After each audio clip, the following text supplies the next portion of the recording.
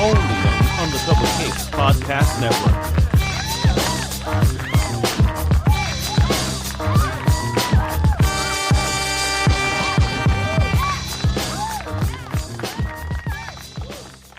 Hey everybody, it's been a long time overdue. This is Omega with a brand new to A.M.P with my co-pilot, the one and only Mr. Emcee Fuju. What's going on, Papa? What's going on, man? Nothing much. Just kind of chilling. Yeah, just living the Vida Locas, bro. Yeah, living the La Vida Loca, the La Viva Loca, all of the locas, you know. Awesome, brother. That's the way we do it. So today, man, I'm really excited, brother, because I have a good friend of my little brother here that is actually showcasing in a couple of music videos and actually a film. This kid is very talented. From New York, from my hometown. Really proud to actually have a chat with him and get the origin story behind this individual. Talking about none other than Mr. Louie Cortes. What's up, guys? What's going on? Wepa, mucho energy, bro. Come on, man, wake up. We got this going. I'm awake.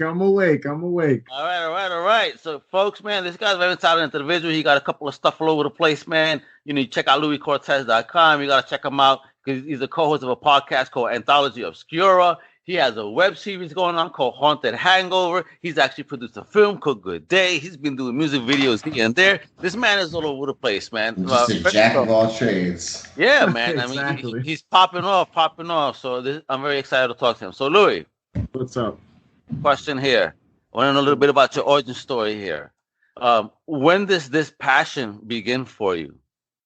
I've always been into film and movies and TV and stuff like that. So when I was a kid, I think around like 12, I got my hands on like an old like video camera.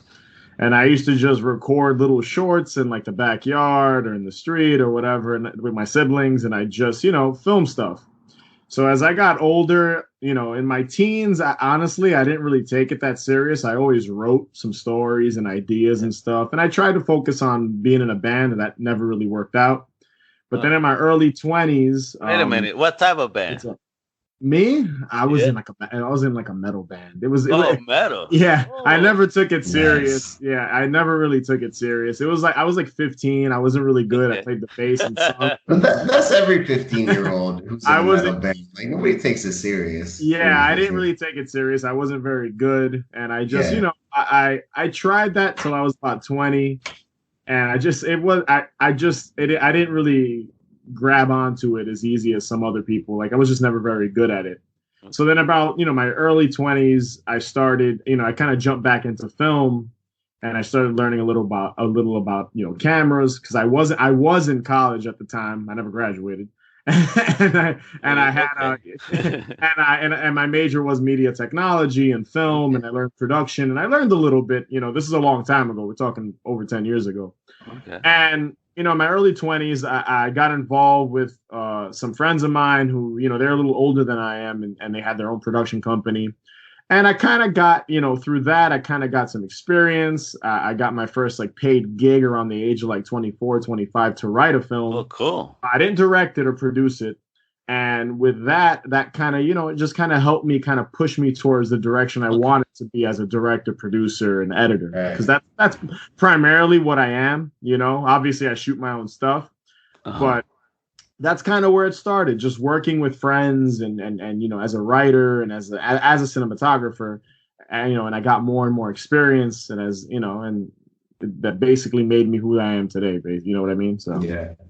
So I'm curious because you say you have a little bit of kind of education in regards to the college experience, and there's kind of this debate going on of whether like people who want to be professional creatives even need college. Do you feel like the little bit of college experience you did have was a significant impact on you, or do you feel like you could have kind of taken it or leave it? The funny thing is I almost graduated. Like I was literally a couple like credits short of graduating. Wow. But for me, the funny thing is, I've met a lot of film students that have gone to like really good colleges and they've never made a film. And for me, like even a short film, like some of them have like their thesis film, like to graduate, but like after that, they never really pursued it. So for me, I feel if you want to make a movie, just make a movie. Whether it's a short film, an experimental film, a feature film, whatever it is, music video. If that's something you have a passion for, then just do it. Yeah, college is good, I guess. I don't know if it'll help you find a job, honestly. Maybe you'll get a job at like CBS or NBC or something like that, like, doing something that's miserable, like honestly miserable, working for a big company. It's not going to help you make a movie. It'll help you learn how to make a movie, but other than that, it's not going to help you bring that, to life. Or so it's I not would gonna, say, yeah, what? It's not going to help you make like your movie. It's going to help you like contribute to making somebody else's movie. It'll help. It depends on what you want to do. I always wanted to be a director and a writer and producer. I always wanted to be very involved in my products. And I felt like, college did help me learn how to, bring a production together. But it didn't really help me in making a movie because, technology moves so quick. And when I was in college, it was completely different than it is now. You know what I mean? So, again, for me, I'll never tell someone don't graduate college or like fuck college. But at the same time, if you want to make a movie, you don't expect school to help you make that a reality. You know what I mean? Mm-hmm. Definitely. Yeah. All right, so you doing film. Was there anyone that you were influenced by in your type of film style? I love, all films, and like most people, lean towards like older filmmakers and stuff like that. And I'm kind of typical in that sense. Like John Carpenter is one of my favorite directors. I like a specific era of John Carpenter. It's like his first like 4 or 5 big movies. Later on, there's a couple, 1 or 2 after The Thing I like, but like before The Thing and The Thing itself, those are like like Assault on Precinct 13, The Fog, that was awesome. Halloween, obviously, and like I'm a huge fan of The Fog, so like that was a big influence. Amazing. Yeah, like the remake of The Fog. Yeah. I honestly have never seen. I think I've seen like clips of it, but all I've heard is it's terrible. I don't.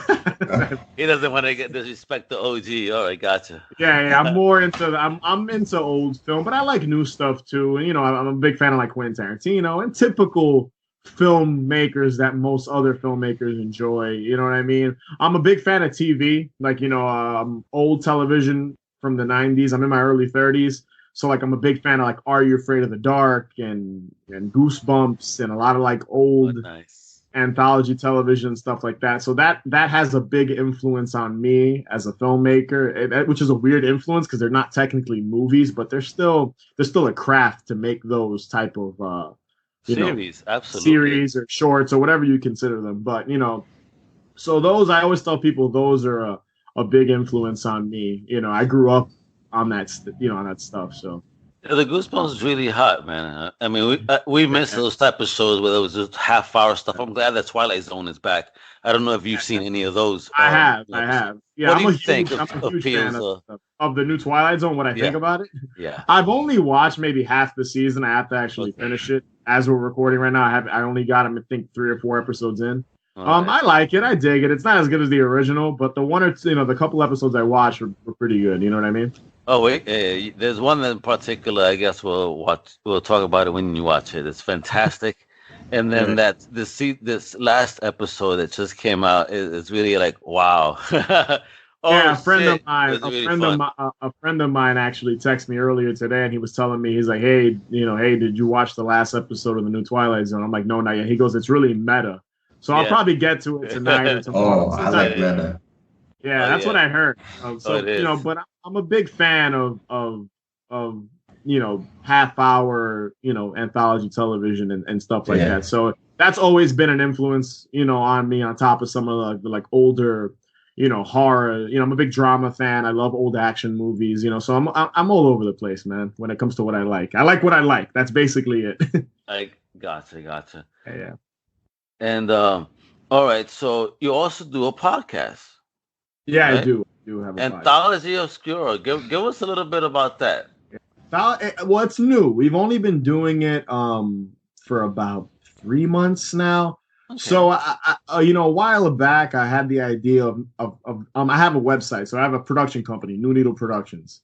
I used to write like blog article type things on my site. I only wrote maybe Okay. like 12 articles on it. They're still up there if you go to newneedleproductions.com. But I had the idea originally to write and review on my site just for fun.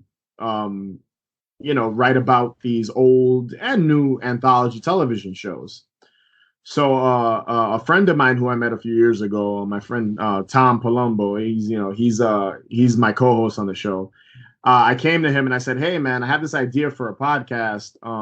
Would you want to do it?" And he's a couple years younger than me, so some of these Uh-huh. older anthology shows like Tales from the Dark Side and Monster and stuff like I that. love that show. Yeah, he had never like actually sat and watched them. So, we basically sit down for, 30, 40 minutes and we dissect two episodes from both new and old Fantastic. anthology shows, whether it's horror, we're even going to touch on some like, sci-fi and stuff Yeah, like that that. 90s Outer Limit was great, I think. Yeah, we haven't gotten to that yet, but we're planning on it. There's tons of shows. We don't review the show itself. We do and we don't. But the point of the show is to kind of just revisit these episodes and we bounce around. There's no real theme.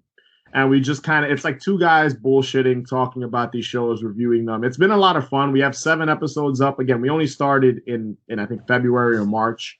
And we do 2 a month. And, we have some other stuff planned in the future, some specials. We might even touch on to some, we might touch on some anthology films here and there. And we're really pushing the show. And we're just kind of working on that. It's been fun. It's been just a fun experience. And it's something I always wanted to do because there isn't anyone really covering that when it No, comes to there content. isn't. Yeah. So Yeah, Will, are you familiar with those Tales from the Dark Side, Monsters, and Goosebumps and all that? Are you? So me being just shy of 30, like that whole stuff was kind of stuff that I stumbled upon when I was a kid that my parents Okay. didn't really let me watch, but I would like sneak and watch it anyways. So I'm familiar with it, but I didn't really like digest it as a child the way that Gotcha. yeah. Listen, brother, it definitely merits a revisit on your behalf. Definitely, yeah. there's a lot of good stuff, man. There's a lot of those older shows, even though they were a little cheesy and kind of cheap at times, like you can tell they made these episodes with no money. They're really, really like fun to watch. Like they're just fun, silly, like we actually revisited like recently in our last episode. There's this old show from the 80s called The Hitchhiker. Oh my God. Yeah, and we revisited, and my friend Tom, who's the co-host, he had never even heard of this show. And we watched this episode called Shattered Vows, and it's the most absurd, crazy shit you ever watched. And he hated it, but like in a good way. Like he hated how ridiculous it was, and I love it. The music, I love everything about it. So Please, I'm a sucker for anything from the 80s. You know what I mean? please do Manimal. Oh, we're gonna be we'll be getting to all of them. We're gonna be jumping around. This is a long-term thing. We'll be recording episodes to the point that we might do more than 2 a month, every now and then, because there's just so many shows. Listen, and it's just fun. It's a fun 40 minutes of us just bullshitting about these television shows. You got our full support, bro, for sure. I'm digging everything. I can't wait to to listen to all the episodes because I'm a big fan of that stuff. And Will, making us feel old here. Well, I still love them.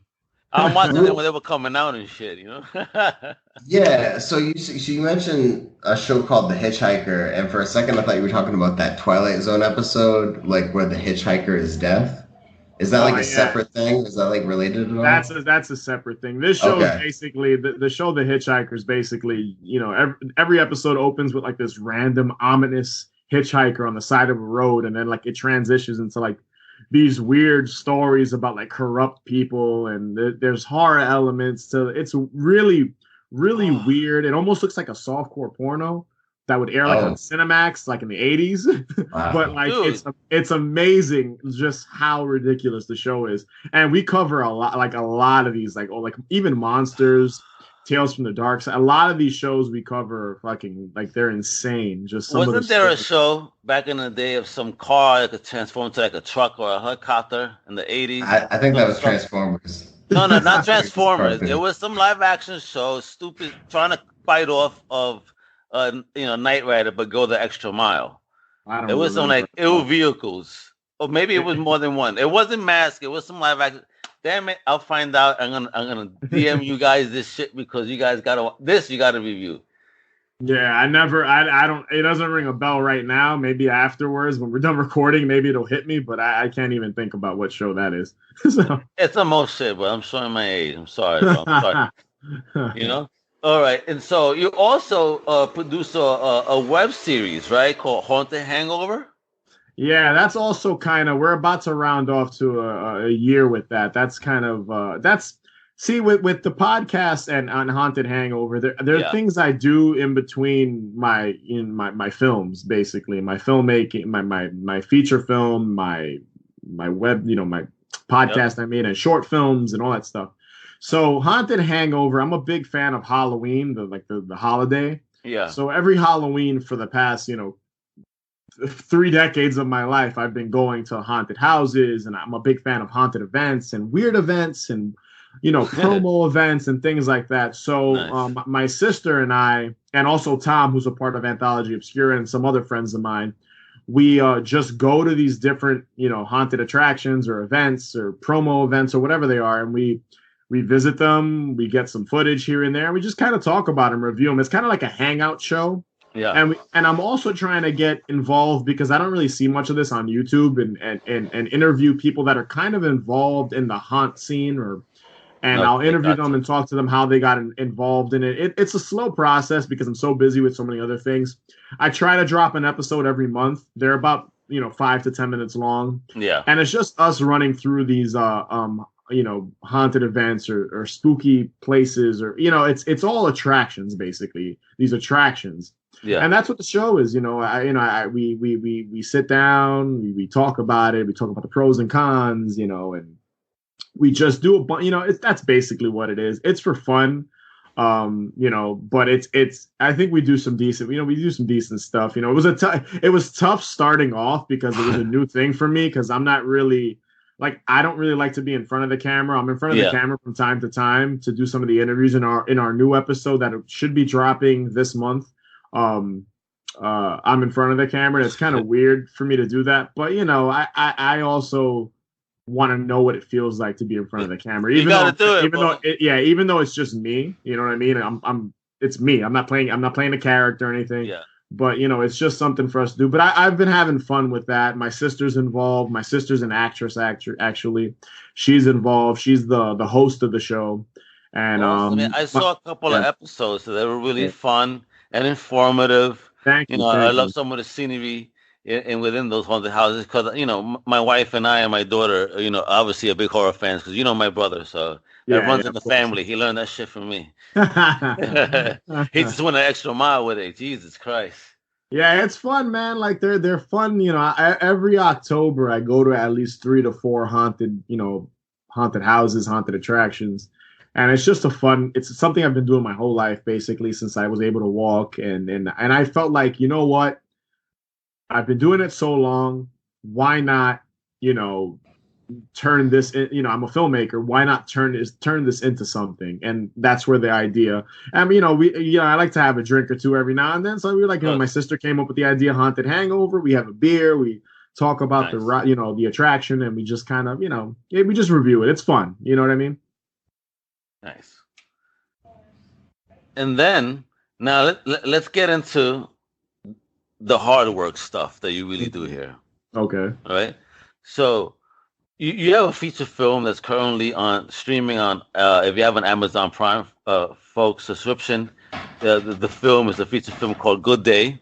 Yes. Streaming right now for free with the Prime subscription. Otherwise, it's $3.99 rental. Exactly. Definitely worthy of a view here. Now, tell us the concept behind the film and just the process. I mean, was this your first feature film? It's a 90-minute film, correct? It's 93 minutes or 92 minutes. Yeah. So so like I said, it's my first feature film as a director, producer, editor. I shot, I've directed short films before this, and I wrote a feature film a few years before, in 2013, I believe, or 2012 was my first. That was my first gig as a writer on a feature. And my background's primarily in horror. All right. So I said to myself, making a feature is difficult. They cost a lot of money.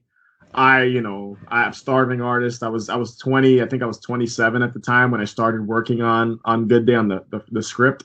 Okay. And I told myself, if I'm gonna make a movie, I think maybe making like a coming of age drama would work a little, because I love movies like that. Like The Breakfast Club. The Breakfast Club is Yeah. one of my favorite movies, like top 5.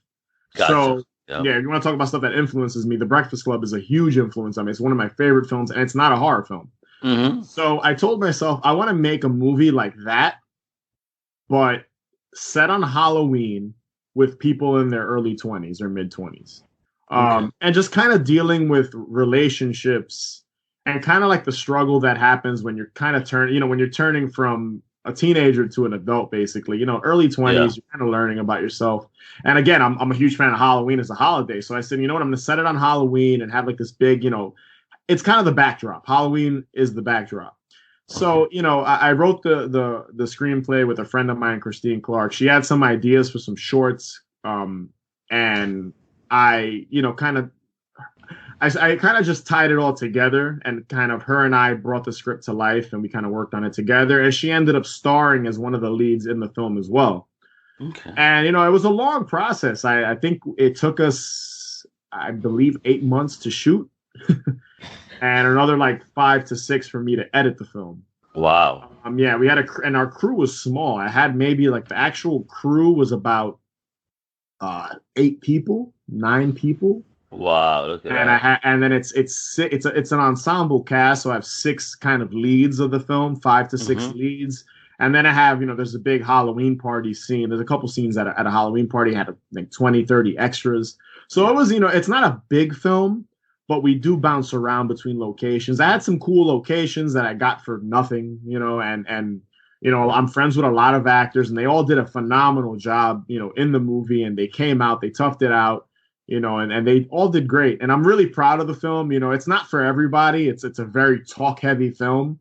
Yeah. And it's basically just, again, it's people dealing with kind of the issues you go through in your 20s, and building relationships, whether they're romantic or not. You know what I mean? Gotcha. And and Halloween's awesome, so I had to throw that in there. You know what I mean? But it was a tough it was my first feature, and I basically did everything. And all the actors and my one of my friends was the DP. I was the co-director of photography, and I had my friend Mike mix and mastered it. And it was a long, tedious process. But honestly, man, I loved every second of it. And I can't wait to start my next feature. So I love it. Anyone that's listening, whoever's on here, watch it on Amazon Prime. And I wanted to, yeah. I wanted to ask, because you said Breakfast Club was a big influence. And I'm not super familiar with Breakfast Club, so it may just be like Breakfast Club. But I'm just wondering, like, were there any other influences that kind of informed the style of writing for this film? Because I'm kind of a fan of Kevin Smith, and I saw a lot of like Kevin Smithy, or what I saw is like Kevin Smithy kind of stuff to it. And so I was wondering, like, was there anything that kind of shaped what the film ended up becoming beyond Breakfast Club? Well, yeah, I'm a big fan of like Chasing Amy. That's probably my favorite film of his. So like that was a friend. It's funny. One of the leads in the film, Michael Asip, who plays the character of Matt in my movie, he even says it reminds him of like a '90s Miramax movie, which is something like Chasing Amy, yeah, and some like High Fidelity and stuff like that. So I'm a big fan of all those types of movies, and The Breakfast Club's a huge influence on me. So I kind of those 2 movies were influences on the film itself. Aesthetically, Halloween, the film Halloween, like John Carpenter's Halloween, was kind of an influence on the film, minus the horror aspect of it, because there's no killer in the movie or anything like that. Yeah. But some shots I chose to, her, there's a scene in my movie where one of the leads is walking holding a pumpkin. And the shot is obviously kind of like, if you're a horror fan, it's obviously a little homage to Halloween, because Halloween's also one of my favorite films. Yeah. So there's a lot of influences, man. Because when you watch the film, some of the characters are horror fans, and you know, growing up, I went to horror conventions and shows and you know, going all that stuff, and so that scene and that world's a big influence on the film itself too, even though the film is not a horror film. See, Louis, you Right. say you're a big horror fan. Do you Yeah. know that just not in the next, not this weekend, but the following weekend, Mhm. out here in Massachusetts, we have a convention called ScareCon. Yeah, I They're heard of gonna, dude, they're gonna have a Phantasm reunion. Obviously, everybody minus the tall man, which passed on, but the whole cast is gonna be reunited there. You're gonna have the Screen Queens of Elm Street. They're gonna be there. I mean, it's gonna have an awesome show. Yeah. So, I don't know, man. Conventions are fun, man. I've been to a bunch. Basically from the age of like 21 to like almost 30, I was going to a lot of like horror conventions. But I kind of slowed down the past few years just because I've been so busy with filmmaking. I try to go to more film festivals now. I try, you know. Of course. But yeah, like they're fun, man. I get a kick out of them. Like I said, I partied a lot at horror conventions, you know. Yeah, a lot. You know, at one point, I was a vendor at one. You know, the first film I wrote, you know, we had a table. We'd advertise and push it and stuff like that. But it's they're fun, man. That whole scene is a lot of fun. Probably eventually. I'll never get tired of it. I won't maybe go to conventions as much as I used to. Yeah. But you know, every now and then I get that itch, and I'll go with like a friend. Yeah, no worries, bro. Kind of hang out, have a beer, chill. You know. I promise you, we're gonna change that, okay? Just getting older, man. No, but we're thinking big, man. And with your skills, I think that the convention world needs to see a lot more of what you got to offer. Now, you know, you're talking about your next projects and whatnot. Because I know you've been doing a couple of music videos, and my little brother starred in one. Yeah. Danny's he's in the more recent one that I.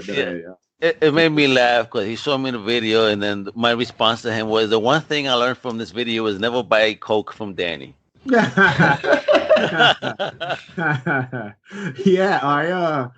I love music. I'm a big fan of music, all genres. And I'll never stop trying to direct and produce music videos because I don't like boring music videos where it's just kind of like the artist is kind of just walking, whether it's hip hop, metal, punk, hardcore, electronic, whatever it is. I like more. I try to direct stuff that has a little more of a narrative to it or a little bit of a story. And I've directed, you know, a couple now. And you got that Coochie rap style. I'm trying to direct a hip hop video next. Word? Yeah. I just directed the video you're talking about is called "I'm Always With You," and you could actually watch it on Vimeo. It'll be on YouTube too. Probably, I think I'm uploading it tonight on YouTube, but it's on Vimeo currently. It's called "I Am Always With You" from my friend's Marvelous Persona. It's two friends of mine. They have like this gothy synthwave vaporwave project, and you know, they're not big on, you know, it's weird.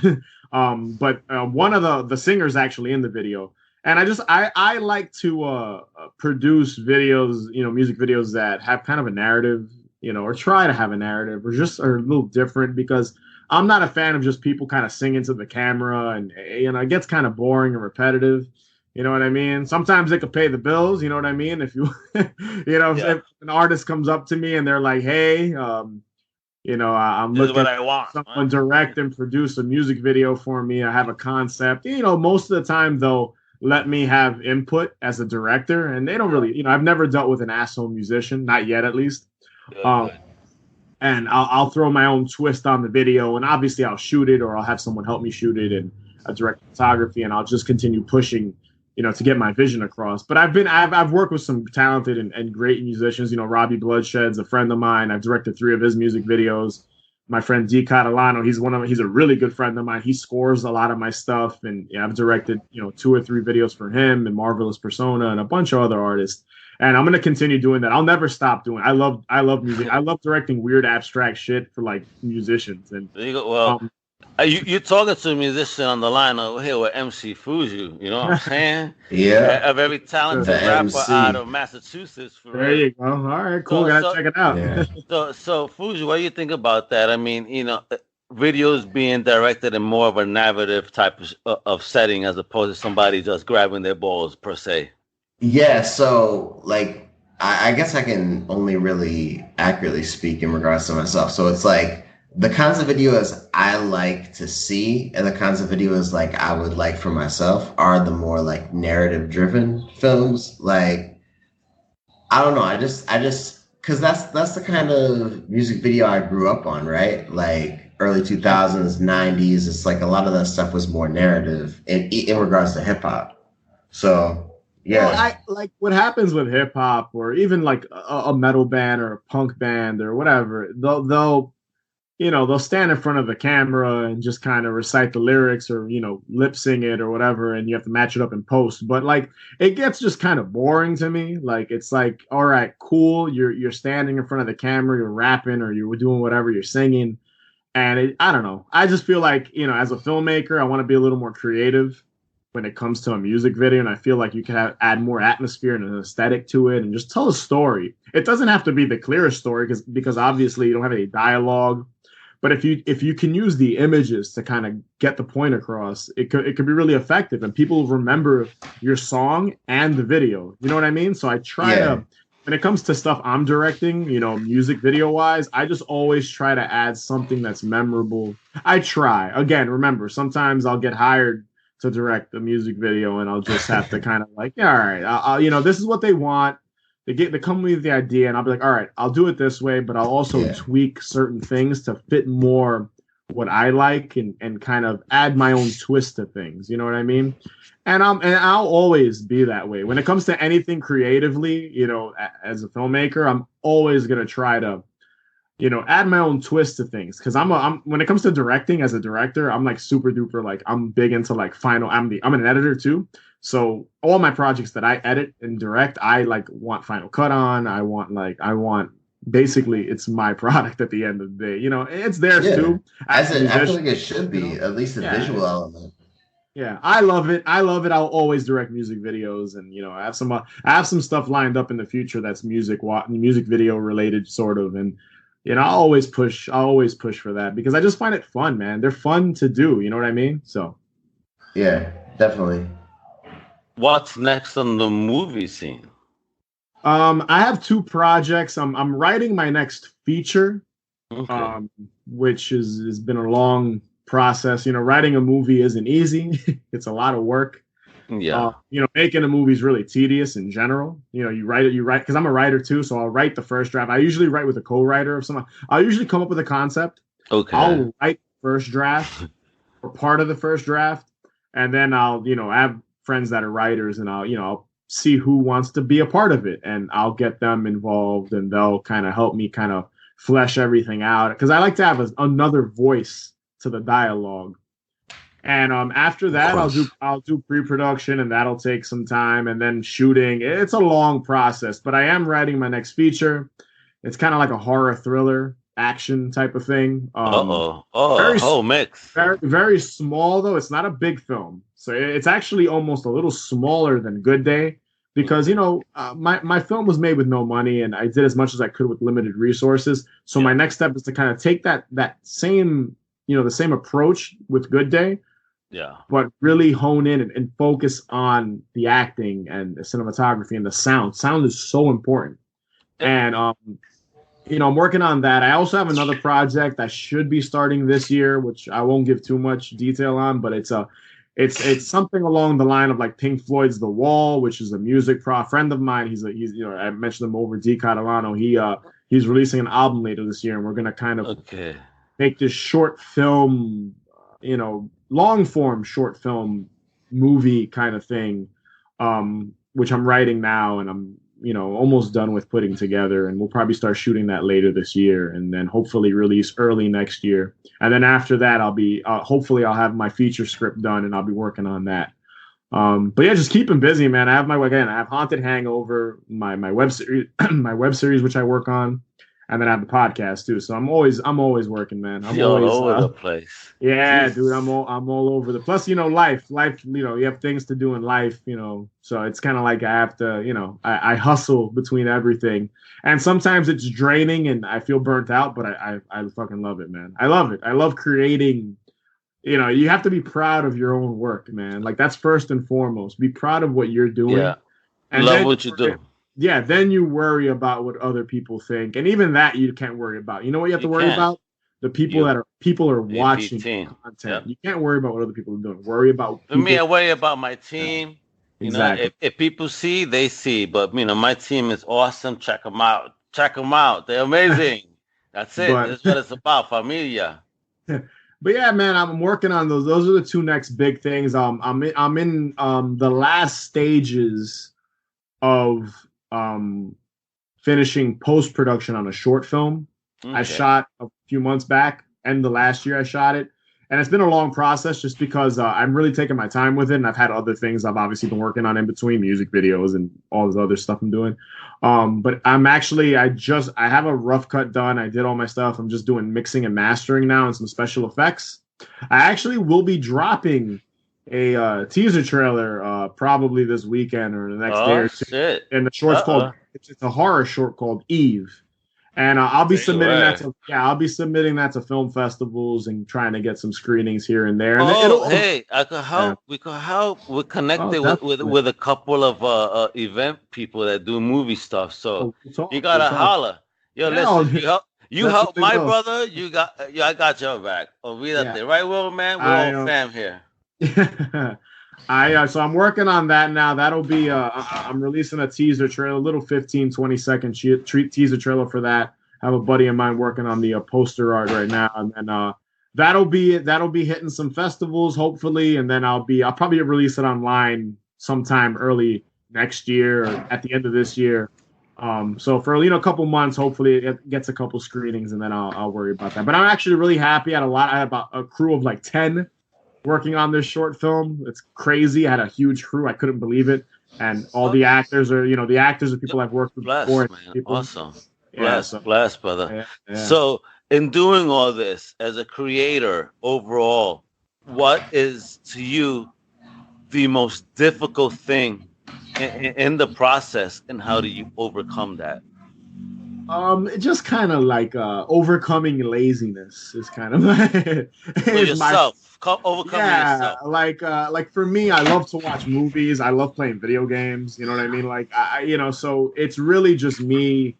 Like if I notice a night or two is going by and I'm like home watching TV or movie or TV show, or I'm playing video games, I kind of have to snap myself out of that because I'll get addicted to it really quick, and I won't get any work done. So I kind of feel like I give myself. You have to have time for Yeah, yourself to kind of hang out with friends, girlfriend, absolutely. family, I mean, and you also said, time for yourself. Play video games and watch yep, movies. But at the same time, I have to know, okay, at least a couple days out of this week, I have to, work. work on, whether it's editing, whether it's writing, whether it's recording the podcast, whether it's doing stuff like this, which is promo stuff. And I just Yep, always have to find a balance. And I notice with myself, every now and then, I even get burnt out, of and I'll give course, we myself all a week do. off or 2 weeks off, and I won't edit, I won't do anything because I'm like, I just released an episode of Haunted Hangover.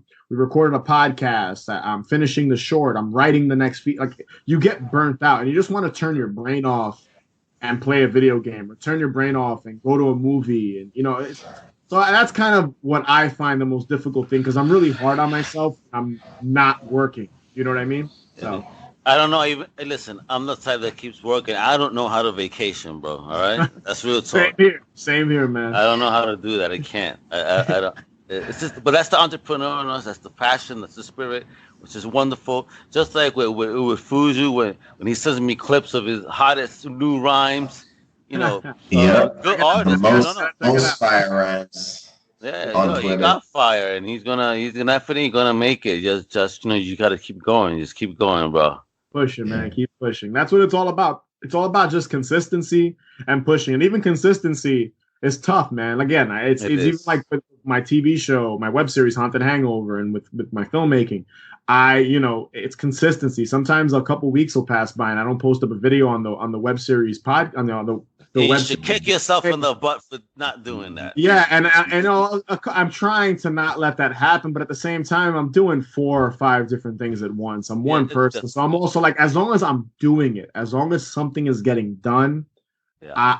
I'll always push. My point is to have New Needle Productions, which is my production company, and all of it, all the things attached to it, just out there, and just kind of, my name and my products, because I'm very proud of everything I do, man. So see, with that, with New Needle, yeah, do you offer services to outside folks, and and if so, what type of services? Well, yeah, like if I direct a music video, it's basically I'm the service, like I've got a crew of people. So like I've got a couple people that come out, they'll come out to set, help with setting up lights, co-direct of photography, just hands that I trust and people I work with.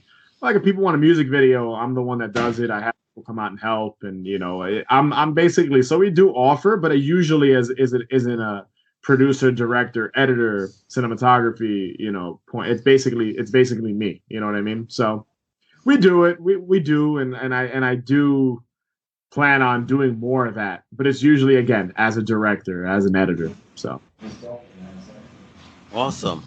All right. Will, you have any other questions for Mr. Cortes? Nah, I think I'm good. Awesome, because there's an uber talented man over here that is doing so many things, folks. You got to check him out. And you're definitely going to hear more from him. And hopefully, after this podcast is over, I'm gonna snatch him up on some other good ideas. And you're going to definitely hear more about him. So with that, before we go, Louie, please let folks know where they could find out all about you. So you can go to newneedleproductions.com. That's my official website. I'll be honest, I haven't updated it in like 3 months, but I'm actually going to get to that this week and actually update some stuff on it. You can go to louiecortes.com. That kind of, that'll take you to my Vimeo page, and I have, music videos, short films up there. Hauntedhangover.com. That's the web series. And you can also just kind of in your like whatever podcast provider you use, Spotify, iTunes, Podbean, Stitcher, just look up Anthology Obscura and you can find the podcast. You can find me at New Needle Productions on Instagram and at New Needle Prod, Prod, on Twitter.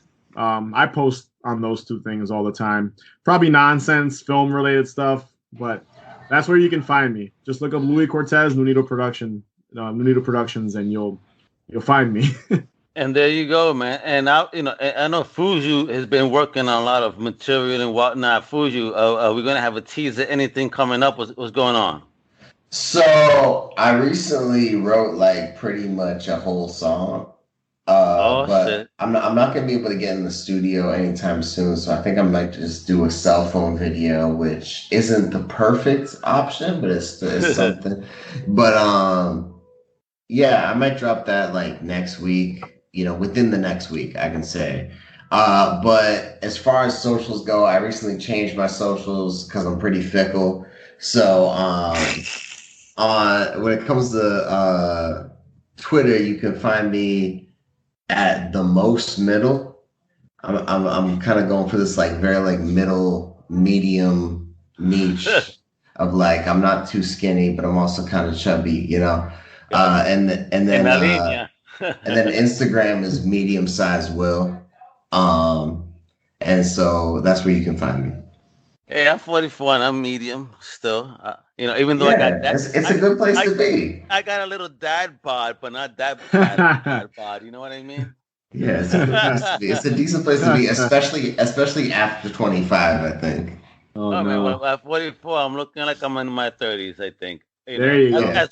You do look younger than 44, man. Thank you. I appreciate that. Listen, I won't feel old until I sit on my balls, and that hasn't happened yet. Thank God. There you go. That's a good way of putting it, man. Absolutely. And with that, folks, I'm gonna end this show. Al Mugga's not sat on his balls. I'm here with fucking Emcee Fuju, or rather medium-sized Will right now, and my man over here, Louie Cortes, entrepreneur extraordinaire. He's gonna take over the video verse, folks, and the movie world. Be on the lookout for this very talented individual out of New York, baby, my hometown. And with that, this is the A.M.P. This has been a UCPN production.